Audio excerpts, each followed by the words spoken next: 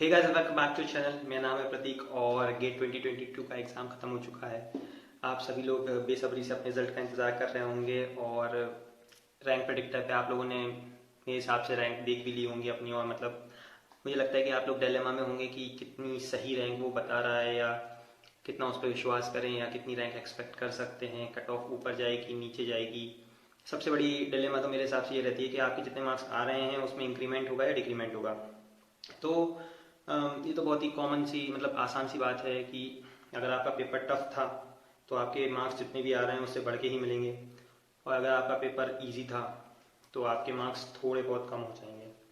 ज़्यादा भी कम हो सकते हैं, मतलब नहीं, कम तो ज़्यादा नहीं होते हैं, बढ़ते ही ज़्यादा हैं मुझे जहाँ तक पता है। देखो, इसी इसी मतलब जो आप डिलेमा में हैं या मतलब जो भी अभी आपके मन में चल रहा है उसको थोड़ा इजी बनाने के लिए मैं आप लोगों के लिए लेके आया हूँ पिछले साल का डेटा जो मेरे पास है। पिछले साल मतलब 2021 आईआईटी बॉम्बे ने जो गेट कंडक्ट किया था वो मैंने भी दिया था। और पिछले साल इसी टाइम पे मैं भी बहुत डिलेमा में था कि मेरी कितनी रैंक आएगी, क्या होगा क्या नहीं होगा। तो जो भी मैंने रैंक प्रेडिक्टर से डेटा कलेक्ट किया था वो मेरे पास रखा हुआ है और वो मैं आप लोगों के साथ शेयर करूँगा।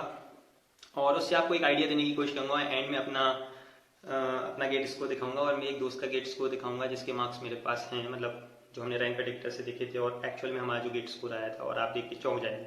तो बने रहिएगा आप वीडियो में मेरे साथ एंड तक। और शुरू करते हैं। तो गाइज, जब मैंने अपनी आंसर शीट के यूआरएल को, मतलब जो मेरा रिस्पॉन्स शीट था उसका यूआरएल को कॉपी पेस्ट किया रैंक प्रेडिक्टर में, तो ये पहला रैंक प्रेडिक्टर है जिसका रिजल्ट मैं आपको दिखा रहा हूँ। ये है एक्सर्जिक का रैंक प्रेडिक्टर, जिसमें मैंने जब अपना यूआरएल कॉपी पेस्ट किया तो मेरा फोरनून सेशन था। ओके, मिनट, हाँ, मेरा फोरनून सेशन था। और मैंने जो करेक्ट अटैम्प्ट किए थे 68 मार्क्स के, और उसमें से 1.32 मार्क्स की मेरी नेगेटिव मार्किंग हो गई थी, तो मेरे 66.68 मार्क्स बन रहे थे, जो कि नॉर्मलाइज करके ये 70.39 दिखा रहा था। 44 क्वेश्चंस मैंने किए थे जिसमें से 11 इनकरेक्ट थे और 10 मेरे अनअटेम्प्टेड क्वेश्चंस थे। तो इस तरीके का कुछ हिसाब था मैंने जो गेट का पेपर दिया था। और उसके बाद भी आप देख सकते हैं, मतलब 44 क्वेश्चंस अटैम्प्ट करके 11 गलत करके भी और 10 क्वेश्चन छोड़ के भी मेरे पास 66.68 मार्क्स बन रहे थे। हमारे टाइम पे जो हमारा पहला वाला सेशन था, मतलब IIT Bombay 2021, phone session was a bit tough as compare to the session 2। वो मैं अभी आपको और भी बताऊंगा कैसे। देखो, तो ये हो गया। और फिर इन लोगों ने जो मेरी रैंक प्रेडिक्ट करके बताई थी वो ये बताई थी, मतलब 1053 से 1474। और इनके पास जो है 344 लोगों का डेटा था जिसमें से 421 मेरे आ रहे थे रैंक आफ्टर नॉर्मलाइजेशन। मतलब ये नॉर्मलाइजेशन के बाद है, ये देखिए यहाँ पे ना। एंड रैंक बिफोर नॉर्मलाइजेशन 344 में से 612th नंबर पे मैं आ रहा था इनके पास जितना डेटा कलेक्ट हुआ था उसके हिसाब से। ओके, मतलब GATE academy is not that much, मतलब सॉरी, ये जो एक्सर्जिक है, एक्सर्जिक पे बहुत ज़्यादा लोग जाके अपना रैंक नहीं चेक किया। 3444 लोगों ने ही चेक किया था, तो उसमें से ये डेटा बन रहा था मेरा। कोई बात नहीं। अभी मैं एंड में ये भी बताऊंगा कि इन तीनों, मतलब मैंने 3 जगहों पे चेक किया था, इन तीनों में से सबसे करीबी जो, मतलब मेरा जो आया है एक्चुअल में स्कोर, वो सबसे करीब किसके था। ठीक है, तो ये हो गया हमारा एक्सर्जिक का। फिर हम आते हैं मेड इजी के परफॉर्मेंस पे। तो मेड इजी ने, ये मेड इजी का रैंक प्रेडिक्टर है, 66.68 मार्क्स इसने बताए थे मेरे। ठीक है, इसको मैं यहाँ कर देता हूँ। ओके, 710 एक्सपेक्टेड स्कोर बता रहा था और ये 1801 से 2180 के बीच में रैंक बता रहा था, मतलब expected rank according to normalise marks. और ये 1128 आउट ऑफ 45136 एक ये बता रहा था। ठीक है, ये भी मेरी रैंक बता रहा है। तो ये है current estimated overall rank after normalisation. और ये 440 आउट ऑफ 220 ये मेरे सेट में रैंक बता रहा है, 440 से ये बता रहा था लास्ट ईयर। ओके, तो ये 45136 लोगों का डेटा है। मतलब डेटा ज़्यादा होता जाता है तो ऑब्वियसली इसकी मतलब जो वो है डेटा चेंज होता जाता है, मतलब समय के साथ। ठीक है, जब 45,000 लोगों ने कर दिया, मैंने इसका एक बार और चेक किया था, जैसे मैं आपको बताता हूँ यहाँ पे। ये भी मैंने चेक किया था। हाँ, ये मैंने पहले चेक किया था। तो पहले ये मेरे जो मार्क्स है वो 66.68 बता रहा था कैलकुलेट करके, और 69.45 मार्क्स बताया था नॉर्मलाइज करके। और 27 जो है वो कट ऑफ बताता 708 एक्सपेक्टेड स्कोर। फिर 1801 से 2180 एक्सपेक्टेड रैंक, 1103 आउट ऑफ 41,000, ये 41,000 लोगों के डेटा में से बता रहा था। फिर आपने देखा होगा अभी कि 45,000 लोगों का डेटा है, ठीक है। और ये 20,000 में से मेरी जो रैंक बन रही थी विदाउट नॉर्मलाइजेशन वो 434 बन रही थी, ठीक है। ये रैंक प्रेडिक्टर है जो कि गेट एकेडमी का है। गेट एकेडमी वालों ने भी मतलब टोटल तो सेम ही किया था और एस्टिमेटेड रैंक डायरेक्टली बताए थे। ये 899 से लेकर 969 के बीच में मेरी रैंक आएगी। तो ये हो गए हमारे सभी डेटा। फिर हाँ, ये एक्साजिक का और डेटा अपडेट हुआ था। ये कितने में से था, 34444 में से। और ये वाला एक बार और मैंने लिया था जब कुछ और बच्चों ने और कर लिया, 3702 में से ये 662 हो गई थी मेरी रैंक, ओके। और ये यहाँ पे एस्टिमेटेड रैंक भी अपडेट हो गई 1128 से 1579 के बीच में, जबकि पहले ये बताया था 1053 से 1474 के बीच में। तो डेटा अपडेट होता रहता है, थोड़ा सा आप लेट चेक करोगे तो ज़्यादा लोगों का जब डेटा आ जाता है तो ये तो सेम ही बता रहा था बाद में भी। हाँ, ये डेटा इंपॉर्टेंट है ना, ये आफ्टर नॉर्मलाइजेशन पे हम बाद में आएंगे। मैं ज़रा अपने आप को गायब कर देता हूँ ताकि मैं इस डेटा को और अच्छे से बता पाऊँ, ठीक है। देखो ये डेटा देखते हैं हम, ये काफ़ी अच्छा डेटा है, इस डेटा को समझते हैं। ये देखो, तो ये है स्टेटिस्टिक्स बिफोर नॉर्मलाइजेशन। 46,726 लोगों का ये डेटा है, जिसमें से ये बता रहा है कि 0 से 24 के बीच में कितने लोगों के मार्क्स आ रहे हैं फोरनून सेशन में, है ना। फोरनून सेशन में कितने लोगों के इतने आ रहे हैं, 25 से 34 के बीच में कितने आ रहे हैं, 35 से लेकर ये 45 के बीच में कितने आ रहे हैं। तो ये एक इम्पॉर्टेंट डेटा है, क्योंकि ये डायरेक्टली आपको बताता है कि कितने लोगों के कितने मार्क्स आ रहे हैं। और देखो, इतने लोगों का डेटा ही ज़रूरी होता है। एक्चुअली आप गेट एग्जामिनेशन में देखोगे तो आजकल तो वैसे में भी 1,20,000 1,25,000 लोग मैकेनिकल के उसमें एग्जामिनेशन लिख रहे हैं, और उसमें से सीरियस इतने ही होते हैं। फुल सेशन में 22,000 और आफ्टरनून सेशन में 22,000 के आसपास उतने ही लोगों का डेटा होता है। उसमें ही सब टॉपर वॉपर सब इंक्लूडेड होते हैं जो सीरियस होते हैं गेट के लिए, है ना।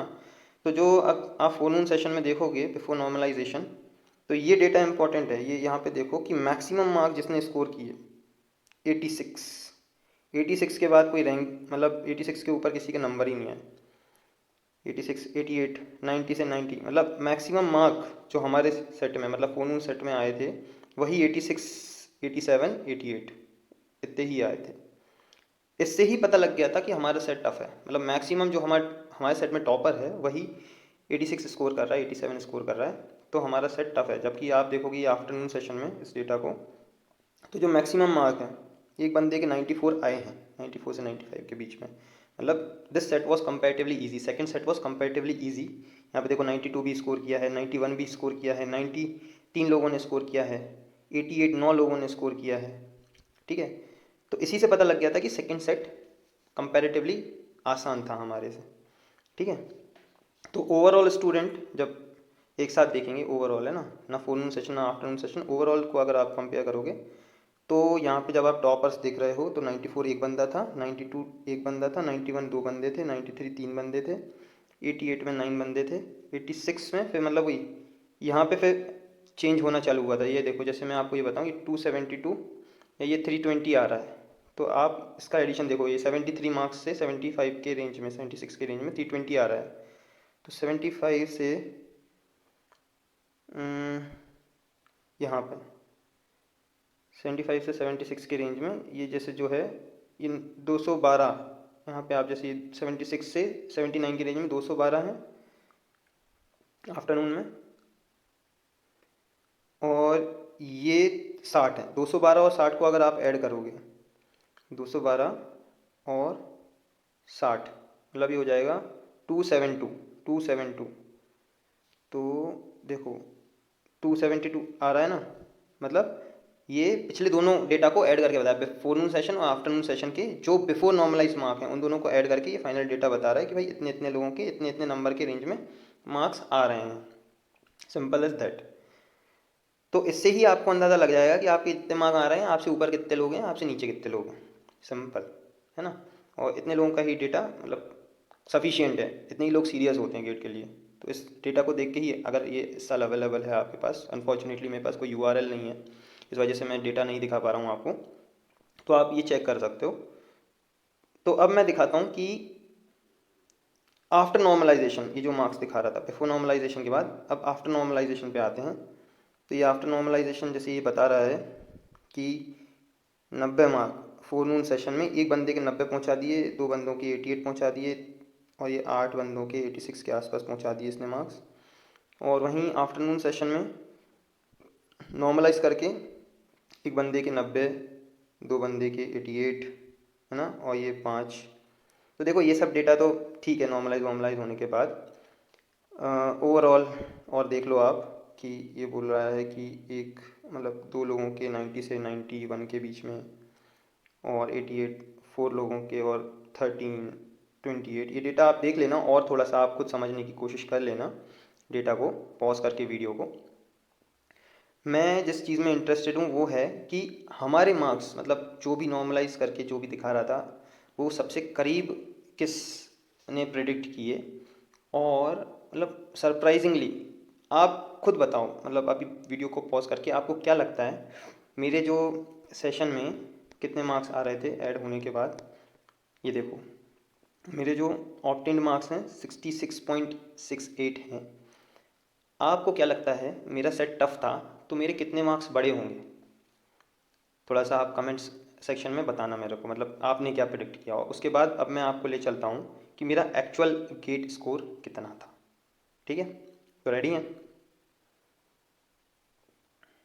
तो ये है मेरा गेट 2021 का स्कोर कार्ड, और मैं इसको आपको खोल के दिखाता हूँ। तो देखिए एक्चुअल में जो मेरे मार्क्स नॉर्मलाइजेशन के बाद आए वो 70.97, मतलब 66.68 से 70.97, मतलब कितने मार्क्स का इंक्रीमेंट हो गया? ऑलमोस्ट 4 मार्क्स का।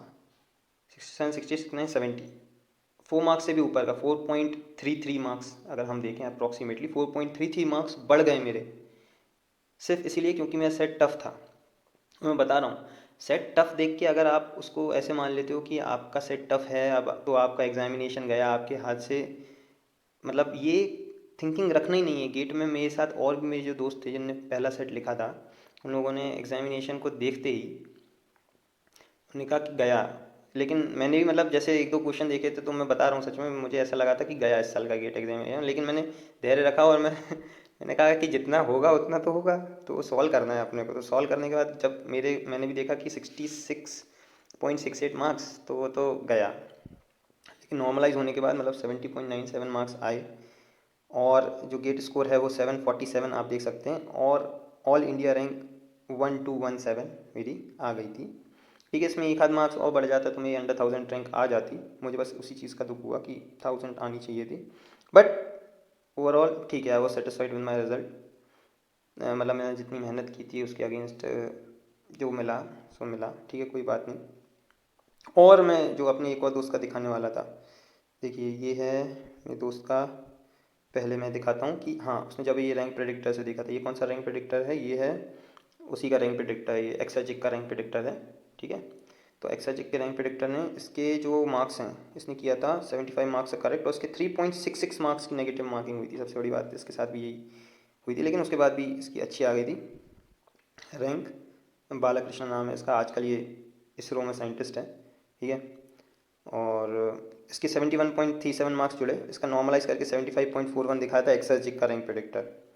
और आप इसका असल में स्कोर कार्ड देखेंगे तो ये देखिए इसका असली स्कोर कार्ड, और इसके 76.08 मार्क्स हो गए थे नॉर्मलाइज होने के बाद।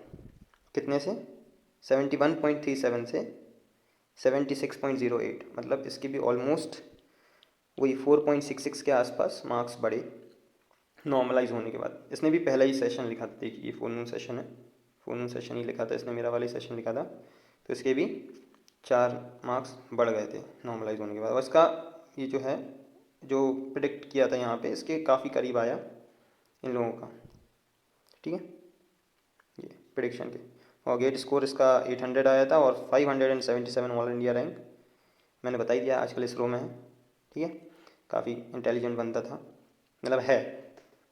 ओके, और मैं भी अपना भी बताऊं, अपना वाला अगर मैं देखूं तो सबसे पास मेरा भी जो है वो एक्सर्जिक वाला ही प्रिडिक्शन रहा था।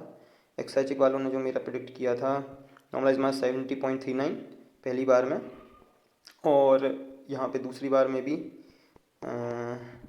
जस्ट अ मोमेंट, हाँ 70.59, ठीक है 70.59 प्रेडिक्ट किया था एक्सर्जिक ने। तो मेरा जो एक्चुअल गेट स्कोर है 70.59 के सबसे करीब ही आया था, मतलब इसमें, ठीक है 70.97 आप देख सकते हैं, 70.97। तो मैंने ये देखा कि मेरा और बालाकृष्णा दोनों का ही जो प्रिडिक्शन एक्सर्जिक ने दिया था, ऑल उनके पास डेटा कम था लेकिन उनका प्रिडिक्शन ठीक रहा था, ठीक है, बाकी के कंपैरिजन में। तो ये था छोटा सा वीडियो आप लोगों के लिए। कभी मैं आपको बाकी अपने गेट स्कोर भी दिखाऊंगा, 2016, 17, 18, 19, 20, 21, ये लगातार 2016 से गेट का एग्जामिनेशन 2021 तक दिया है। 22-23 में भी देने की इच्छा थी, मेरा मतलब मन था कि पूरे सभी जो 8 आईआईटीज़ हैं उन सब का एक एक स्कोर कार्ड अपने घर में सजा के रखा जाए, लेकिन मैंने इस साल फिर वो विचार त्याग दिया, क्योंकि 1500 रुपये कम नहीं होते। तो आई होप आप लोगों को ये छोटा सा एनालिसिस और वीडियो पसंद आया होगा, जिसके बेसिस पर आप एक प्रिडिक्शन कर सकते हैं कि आपके जो अभी मार्क्स आ रहे हैं एक्चुअली उससे आपके नॉर्मलाइज होने के बाद एक्चुअल रिजल्ट जब आएगा तो बढ़ के आएंगे या घट के आएंगे। एग्जैक्टली कितने बढ़ के आएंगे या घट के आएंगे ये तो नहीं बता सकते, लेकिन एक आइडिया ज़रूर लग जाएगा बेस्ड ऑन आपका पेपर टफ था या इजी था। तो अगर ये एनालिसिस और ये वीडियो पसंद आया तो इसको लाइक करो, शेयर करो फ्रेंड्स के साथ, सब्सक्राइब करो चैनल को, and I will see you guys in the next video. Bye.